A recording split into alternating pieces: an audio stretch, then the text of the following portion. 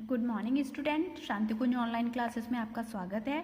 बच्चों, आज हमारा चैप्टर है 12 और इसका नाम है विद्युत धारा और इसके प्रभाव। तो चलो बच्चों, हम विद्युत धारा यानी इलेक्ट्रिक करंट और इसके इफ़ेक्ट्स के बारे में पढ़ेंगे। विद्युत धारा यानी इलेक्ट्रिक करंट क्या होती है? आप सभी को पता है ना, हमारे यहाँ जो भी बिजली के उपकरण होते हैं उनमें जब भी वो हमें चालू करने होते हैं, उन्हें स्टार्ट करना होता है तो उनमें से धारा बहती है ना, तो उसे बोलते हैं हम करंट। चलो पढ़ते हैं। यहाँ दिखाए गए प्रायोगिक व्यवस्था पर ध्यान दीजिए, यानी इस व्यवस्था के बारे में बताया जा रहा है। दो प्लेटों को जो उच्च पावर सप्लाई के धन और ऋण टर्मिनल से, यानी धन मतलब पॉजिटिव, ऋण मतलब नेगेटिव टर्मिनल से जोड़कर, संयुक्त मतलब जोड़कर, उनके बीच एक एल्युमिनियम परत चढ़े पित वॉल को नायलॉन के धागे के सहारे लटका दिया गया है। एक संवेदनशील अमीटर को इस परिपथ से जोड़ा गया है। ये एक उपकरण है जो विद्युत धारा को मापता है। तो अमीटर क्या करता है? विद्युत धारा को मापता है। जब स्विच को ऑन कर दिया जाता है तो दोनों प्लेटें विपरीत आवेश में आवेशित हो जाती हैं। आवेशित मतलब चार्ज हो जाती हैं। ऋणात्मक प्लेट पर गेंद कुछ ऋण आवेश ग्रहण करती है और प्रतिकर्षित होकर दूर हटता है। प्रतिकर्षित मतलब रिफ्लेक्ट होकर रिपेल करती है और वो दूर हट जाती है। इस प्रकार झटके के साथ हटने पर वह धनात्मक प्लेट तक पहुंच जाती है और वहां उससे चिपककर आवेश खो देती है, जिसके फलस्वरूप पहले उदासीन होती है और बाद में अधिक इलेक्ट्रॉनों को त्याग करने से धनावेशित हो जाती है। तो बच्चों, यहाँ पर आपको ये पता चला होगा कि अगर कोई प्लेट जो धनात्मक है और वो अगर दूसरी बॉल से जाके टकराती है तो उस पर आवेश कैसा आ जाएगा? ऋणात्मक आवेश हो जाता है। तो इस प्रकार पित बॉल दोनों प्लेटों के बीच आगे पीछे की गति द्वारा दोलन करता रहता है और आवेश का प्रवाह बनाए रखता है। संवेदनशील अमीटर में विक्षेपण उत्पन्न होता है। संवेदनशील का मतलब कैसा होता है कि उसमें अगर जरा सी भी धारा बहेगी तो क्या होगा? उसमें कुछ ना कुछ उसका जो पॉइंटर होता है वो बताने लगेगा, हिलने लगेगा। तो इससे हमें पता चल जाएगा कि हाँ, इसमें कुछ धारा है। अल्प धारा मतलब थोड़ी सी धारा है। हम निष्कर्ष निकालते हैं कि विद्युत धारा यानी इलेक्ट्रिक करंट विद्युत आवेश के प्रवाह के कारण होती है और इस प्रकार किसी चालक तार में इलेक्ट्रॉनों यानी विद्युत आवेशों के प्रवाह को विद्युत धारा कहते हैं। तो आ गया बच्चों समझ में कि विद्युत धारा क्या होती है? इलेक्ट्रॉनों, जिन्हें बोलते हैं फ्री इलेक्ट्रॉन या आवेश के प्रवाह को हम क्या बोलते हैं? विद्युत धारा कहते हैं। आवेश का मात्रक होता है कूलाम या कूलम और इसे हम सी से व्यक्त करते हैं, डिनोट करते हैं। और विद्युत धारा का एसआई मात्रक होता है एम्पियर, इसे हम ए से डिनोट करते हैं। अब है विद्युत परिपथ। विद्युत परिपथ हमारे क्या होता है और ये किससे बना होता है? एक बंद पथ जिससे होकर विद्युत धारा प्रवाहित हो सके विद्युत परिपथ कहलाती है। और अगर हमें विद्युत परिपथ बनाना है तो उसके लिए हमें कुछ अवयवों की ज़रूरत होती है। जैसे एक सेल जो परिपथ में धारा को प्रवाहित करने के लिए क्या देगा? ऊर्जा, यानी इससे ही हमें उसमें करंट बहना शुरू होगी। एक बल्ब जिससे परिपथ में धारा के प्रवाह होने पर जलता है, यानी एक हमें ऑब्जेक्ट भी चाहिए जिससे हमें पता चलेगा कि हाँ, जिसका प्रभाव हमें देखने को मिलेगा कि हाँ, उसमें कुछ धारा बह रही है और वो क्या होगा? वो बल्ब जलने लगेगा। संयोजक तार, अब हमें इन सबको जोड़ने के लिए तारों की भी ज़रूरत होगी। स्विच यानी परिपथ को खोलने और बंद करने के लिए हमें स्विच की भी ज़रूरत होगी। जैसे कि यहाँ पर एक चित्र दिख रहा है, इसमें क्या है? ये एक परिपथ बना हुआ है, इसमें एक बैटरी लगी है जो कि एनर्जी देगा। ये स्विच लगा है, ये अभी ओपन अवस्था में है, खुला हुआ है। जब ये जुड़ जाता है तब हमारा सर्किट पूरा हो जाता है, परिपथ पूरा हो जाता है और ये बल्ब जलने लगेगा। और ये जो लाइन दिख रही है ये क्या है? हमारे संयोजक तार। अब है खुला एवं बंद परिपथ। खुला परिपथ क्या होता है और बंद परिपथ के बारे में हम पढ़ेंगे। बंद परिपथ वह विद्युत पथ है जो एक सेल या बैटरी के धनात्मक टर्मिनल से प्रारंभ होता है और बिना टूटे ऋणात्मक टर्मिनल पर समाप्त हो जाता है। बिना टूटे मतलब जैसे यहाँ से, जैसे ये हमारा जो बैटरी का बड़ा हिस्सा दिख रहा है, बड़ा तार दिख रहा है, इसे हम धनात्मक बोलते हैं और ये वाला हिस्सा हमारा ऋणात्मक होता है। अब हमारे धारा यहाँ से बहना शुरू हुई और ये इस तरह से कंप्लीट होते हुए तार कहीं पे ना टूटे। जैसे यहाँ पर तो टूट गया तो ये तो ओपन सर्किट हो गया, लेकिन अगर ये यहाँ पर ऐसे जुड़ा हुआ होता और यहाँ पर ही आकर मिलता तो इसका मतलब ये एक पूरा सर्किट होता। तो बंद विद्युत परिपथ को पूर्ण विद्युत परिपथ भी कहा जाता है। विद्युत धारा सिर्फ तभी प्रवाहित होती है जब विद्युत परिपथ बंद होता है। खुला या अपूर्ण हो तो विद्युत धारा प्रवाहित नहीं होगी। विद्युत परिपथ को पूरा होने के लिए इसके प्रत्येक भाग चालक का बना होना चाहिए, यानी ऐसा तार का बना होना चाहिए जिसमें धारा बह सकती है।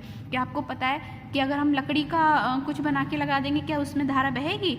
या हमने कुछ प्लास्टिक का तार बना के लगा दिया उसमें धारा बहेगी? नहीं, उसमें धारा नहीं बहेगी, उससे करंट फ्लो नहीं होगी। यदि परिपथ का कोई भी हिस्सा अचालक रहता है तो परिपथ को अपूर्ण या टूटा हुआ कहा जाएगा। इस प्रकार जब विद्युत परिपथ किसी बैटरी या सेल के धनात्मक टर्मिनल से प्रारंभ होता है और ऋणात्मक टर्मिनल तक पहुंचने से पहले कुछ हिस्सों में टूट जाता है तो ऐसे विद्युत परिपथ को खुला विद्युत परिपथ या फिर अपूर्ण विद्युत परिपथ कहा जाता है। स्विच या की, तो हमें परिपथ को खोलने या बंद करने के लिए कुछ स्विच की ज़रूरत होती है जिन्हें हम कुंजी कहते हैं या की कहते हैं। तो वो हमें इस तरह से उनका सिंबल होता है, इस तरह के हमारे की बने होते हैं। संकेत, अब हम संकेतों के बारे में पढ़ेंगे कि हर विद्युत सर्किट में बहुत सारे ऐसी चीज़ें होती हैं जिनके अपने अपने सिंबल होते हैं, संकेत होते हैं। जैसे सेल का सिंबल कैसा होगा? एक ऐसी लाइन पड़ी होगी और बीच में एक लंबी लाइन होगी और एक छोटी लाइन होगी। जो छोटी लाइन होती है उसे बोलते हैं ऋण सिरा या ऋण टर्मिनल, और जो इस तरह से बड़ी लाइन होती है उसे धनात्मक टर्मिनल बोलते हैं। बैटरी, जब दो से ज़्यादा सेल जुड़ जाते हैं तो हमारी बैटरी बनती है। तार क्रॉस्ड, अगर तार क्रॉस्ड हो रहे हैं दो जगह पे तो एक तो सीधी लाइन होगी और एक इस तरह से कर्व देकर लाइन होगी। तारों का जॉइंट जहाँ पे लग रहा है उसे हम इस तरह से कनेक्शन बोलेंगे। कनेक्टर, ये क्या करेगा? हमें अर्थ से जोड़ेगा, यानी अगर हमें, जैसे हमने सुना होगा ना, अर्थिंग करते हैं तो उसका सिंबल क्या होता है? ये होता है। फिर है स्विच का सिंबल, जैसे मैंने अभी परिपथ में दिखाया था ऐसा होता है, तो ये हमारा ऑन ऑफ के लिए काम आता है। फिलामेंट लैंप यानी तंतु लैंप, जो कि हमारे घरों में बल्ब लगा होता है वो भी तंतु लैंप होता है। तो वो कैसा उसका सिंबल होता है? इस तरह से एक गोल सर्कल होगा और बीच में इस तरह से एक कर्व देके तार लगा होगा। संकेत लैंप इस तरह से होगा और इसमें क्रॉस का, एक सर्कल में क्रॉस का साइन होगा। फ्यूज कैसे होते हैं? इस तरह से बने हुए होते हैं, या फिर फ्यूज लिंक जो होते हैं वो इस तरह से बने होते हैं। तो बच्चों ये संकेत आपको बना लेने हैं अपनी कॉपी में और इनको याद भी करना है, पेपर में मिल सकता है आपको इस टाइप से। सत्यापित करना है कि धारा का प्रवाह तभी हो सकता है जब पूर्ण परिपथ रहता है। तो ये आप क्रियाकलाप पढ़ो और इसे याद करना है आपको। अभी मैंने समझा दिया आपको कि जब परिपथ जुड़ा होगा चारों तरफ से तभी धारा बहेगी, अगर खुला होगा इस तरह से तो धारा नहीं बहेगी। विद्युत धारा का प्रभाव, तो विद्युत धारा के 3 प्रभाव हमें देखने को जनरली मिलते हैं। ऊष्मीय प्रभाव जिसे थर्मल इफेक्ट भी बोलते हैं, चुंबकीय प्रभाव और रासायनिक प्रभाव। विद्युत धारा का ऊष्मीय प्रभाव, विद्युत धारा का ऊष्मीय प्रभाव आपने देखा होगा कि आपके घरों में जो हीटर वगैरह हम लोग चलाते हैं सर्दियों में, तो उसमें क्या होगा कि हम जैसे ही इलेक्ट्रिसिटी से कनेक्ट करते हैं हमें उससे गर्मी मिलने लगती है, तो उसे ही हम क्या बोलेंगे? ऊष्मीय प्रभाव। जब किसी चालक से विद्युत धारा प्रवाहित होती है तो इसका कुछ अंश ऊष्मा ऊर्जा में परिवर्तित हो जाता है। धारा के ऊष्मीय प्रभाव का उपयोग अनेक घरेलू और औद्योगिक उपकरणों में जैसे रूम हीटर, इस्त्री, हेयर ड्रायर, अवन, विद्युत केतली, टोस्टर, इन सब में किया जाता है। विद्युत बल्ब होते हैं उनमें भी ऊष्मीय प्रभाव के कारण ही उनका तंतु उच्च ताप पे गर्म होता है और ऊष्मा और हमें प्रकाश ऊर्जा देता है। किसी तार द्वारा उत्पन्न ऊष्मा का परिमाण इसके पदार्थ, लंबाई और मोटाई पर निर्भर करता है। इस प्रकार उपयोगिता के आधार पर विभिन्न पदार्थ और विभिन्न लंबाई मोटाई के तार को प्रयोग किया जाता है।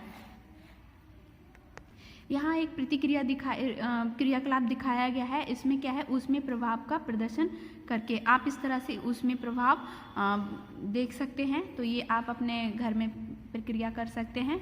विद्युत धारा के ऊष्मीय प्रभाव के अनुप्रयोग कि हम इनको कहाँ कहाँ यूज़ करते हैं। सर्दियों में कमरों को गर्म रखने के लिए हम क्या करेंगे? रूम हीटर चलाते हैं।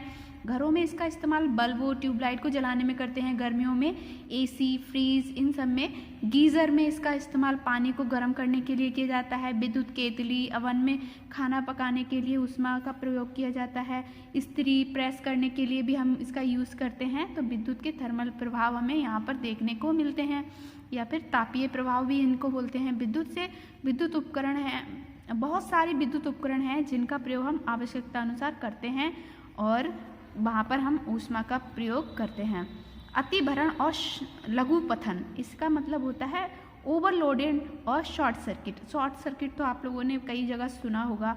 इसमें क्या होता है, एक विद्युत परिपथ में एक निश्चित धारा प्रवाहित कर सकने की सामर्थ्य होती है। जब उससे अधिक धारा प्रवाहित की जाती है तो ये अतिभारित विद्युत परिपथ कहलाता है, यानी ओवरलोडेड सर्किट कहलाता है। मान लो आपके घर में जो धारा आ रही है, मान लो वो 5 एम्पियर की आ रही है और आपने ऐसा उपकरण लगा दिया कि उसकी धारा है 15 एम्पियर, तो होगा क्या, हमारा ओवरलोड हो जाएगा और होगा क्या कि हमारा जो इक्विपमेंट है वो ख़राब हो जाएगा या पूरा सर्किट हमारा शॉर्ट सर्किट हो जाएगा और वो हमारा जिस चीज़ हमने जो अपना इक्विपमेंट लगाया है वो जल जाएगा। तो इसीलिए हम क्या बोलते हैं इसे, ओवरलोडेड या शॉर्ट सर्किट कंडीशन।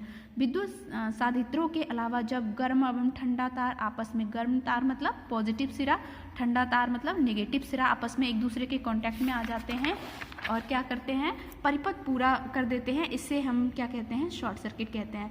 कि आपने देखा होगा कि जहाँ पर दो तार आपस में जुड़ जाते हैं आके बिना किसी ऑब्जेक्ट के, तो होता क्या है, वहाँ पे शॉर्ट सर्किट हो जाता है और वहाँ पे आग लगने के बहुत ज़्यादा चांसेस हो जाते हैं। अच्छा, शॉर्ट सर्किट होने के और क्या कारण रहते हैं कि चालक के ऊपर जो कुचालक पदार्थ लगा रहता है ना, जैसे केबिल आपने देखा होगा, केबिल के ऊपर अंदर तो तार होता है, ऊपर क्या होता है, जो एक काले रंग का जो पदार्थ मटेरियल लगा रहता है वो हमारा क्या होता है, कुचालक पदार्थ होता है। तो इसके पिघलने पर गर्म तार को क्या कर देता है, अर्थित हो जाने से भी हो जाता है, अर्थित मतलब अर्थ हो जाता है। फ्यूज एक सुरक्षा युक्ति है। फ्यूज क्या है, एक ऐसी सेफ्टी डिवाइस है जो क्या करेगी, जैसे ओवरलोड कंडीशन हो गई या फिर शॉर्ट सर्किट हो गया तो उसको क्या करेगी, हमारे सर्किट को बचाने का काम करती है। तो साधित्रों में अधिक मान की विद्युत धारा के प्रभावित होने के परिणाम स्वरूप दुर्घटना होने वाले नुकसान को रोकने के लिए हम सुरक्षा युक्ति का प्रयोग करते हैं, जिसे फ्यूज कहते हैं। फ्यूज एक सुरक्षा युक्ति है जिसका प्रयोग परिपथ में किया जाता है। एक विद्युत फ्यूज घरों में साधित्रों को साधित्र मतलब उपकरण को उच्च धारा के होने वाले नुकसान से बचाता है, क्योंकि ये विद्युत धारा की आपूर्ति को अवरुद्ध करता है, यानी विद्युत सप्लाई को रोक देता है। सामान्यतः फ्यूज का तार एक मिश्र धातु का बना होता है जिसमें 50% तक सीसा यानी लेड होता है और 50% तक टिन या बंग मिला होता है तथा ये करीब 200 डिग्री सेंटीग्रेड ताप पर पिघल जाता है। जैसे ही हमारे घरों में करंट बहुत ज़्यादा हाई हो गई तो उसका टेम्परेचर हाई हो जाएगा। जब टेम्परेचर 200 डिग्री के आसपास होगा तो वो पदार्थ अपने आप से क्या करेगा, ये हमारा जो फ्यूज़ है, हमारी जो डिवाइस है फ्यूज़, ये अपने आप से ही पिघल जाएगी और हमारे बाकी घरों में लगे वाले सारे उपकरण बच जाते हैं। फ्यूज़ तार के गलने के कारण क्या क्या हो सकते हैं। एक तो कारण मैंने अभी बताया कि ओवरलोडिंग हो सकती है ना। क्या किया हमने, 5 एम्पियर का उपकरण की हमें ज़रूरत थी और हमने 15 एम्पियर का लगा दिया तो ओवरलोडिंग बोल देंगे। शॉर्ट सर्किट, दो तार आपस में जुड़ गए तो हमारा क्या बन जाएगा, शॉर्ट सर्किट हो जाएगा। पावर सप्लाई प्लांट में धारा का अचानक उतार चढ़ाव, यानी अगर धारा कभी 5 एम्पियर हो रही है, कभी 15 एम्पियर हो रही है, कभी 20 एम्पियर हो रही है, इस तरह से जब उतार चढ़ाव होता है तो क्या हो जाएगा, शॉर्ट सर्किट हो जाएगा और हमारा फ्यूज तार गलने लग जाएगा। तो बच्चों अब आपका होमवर्क है कि आपको इसके जितने भी क्वेश्चन आंसर मिल रहे हैं ना वो करके लेके आओगे, सत्य असत्य करके लेके आओगे और इनको परिभाषित कीजिए और इनके सिंबल देखो मैंने बना दिए हैं, इन सबको अपनी कॉपी में कर लेना। नेक्स्ट क्लास में हम आपको ये कंप्लीट कराएंगे। ओके बच्चों, तब तक के लिए बाय बाय।